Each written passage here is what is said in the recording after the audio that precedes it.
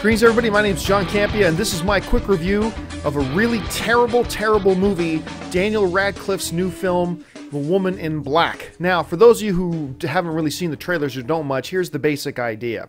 Daniel Radcliffe plays this guy, you see. It's in olden times in England. He's got to go to this house where there's this ghost of a woman who wears black, going around kind of killing the neighborhood kiddies. That's what you get from the trailer. I'm not really giving any kind of spoiler away. Let me say something really good about this film to start with. Daniel Radcliffe is legit. I was worried going into this film that I would as soon as Daniel Radcliffe came on screen, all I would see was Harry Potter. To his credit and the credit of the filmmakers, I saw Harry Potter for about 10 seconds, and then it was just Daniel Radcliffe in his character. And he did a great job, and the film does a great job making sure you don't fall into that trap of just seeing Harry Potter. Got over it really quick, and I think that bodes very well for the future career of Daniel Radcliffe. I think he can carry his own. Not that this film gave him a lot of an opportunity to kind of showcase that.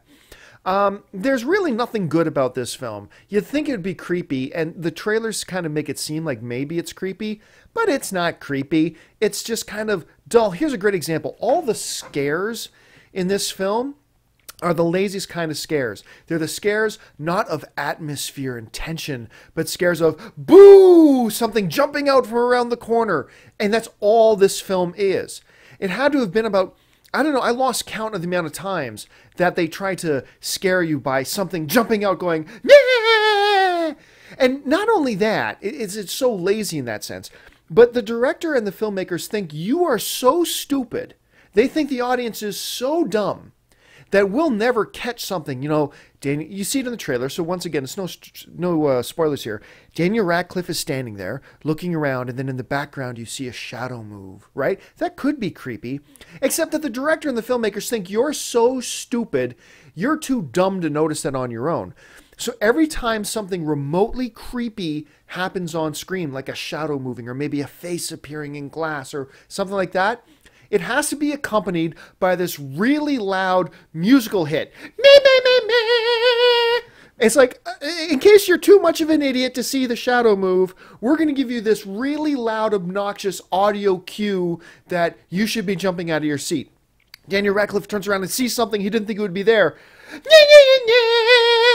There's a second reflection appears in the mirror. Like, you're an idiot. You're an idiot. You're such a moron. We can't trust you as an audience to notice this yourself. So with every conceivable spooky thing, we're going to accompany it with some loud, obnoxious musical hit. And it gets so freaking annoying. Also, you know, the old joke about, hey, you know, in horror films, you know, if it happened to me and I was in a haunted house, the first sign of something spooky, I'm getting out of there. And you know, the same thing could be said of Daniel Radcliffe's character, but I'm not going to hold that against them here because his character's kind of played up in such a sense that you understand why he'd be curious to stay in the house where all this spooky stuff is happening. So I kind of get that. But what I don't get is you get this village of people who are all of the firm belief that if people see this woman in black, their kids die. They firmly believe it.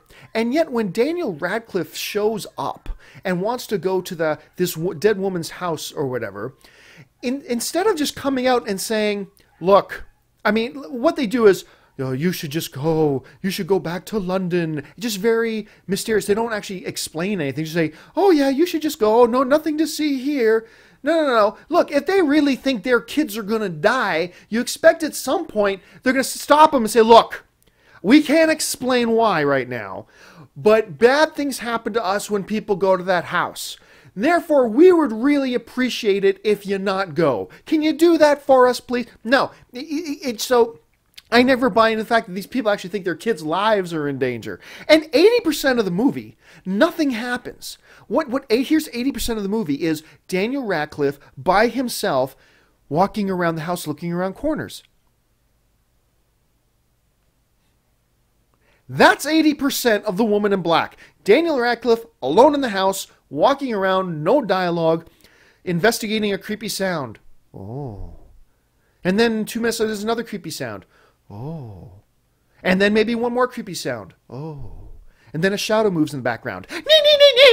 Like, it just, this is such a bad film. All film is subjective, you know, and if you're somebody who's going to like this film, more power to you. I'm really happy you enjoy your theater-going experience.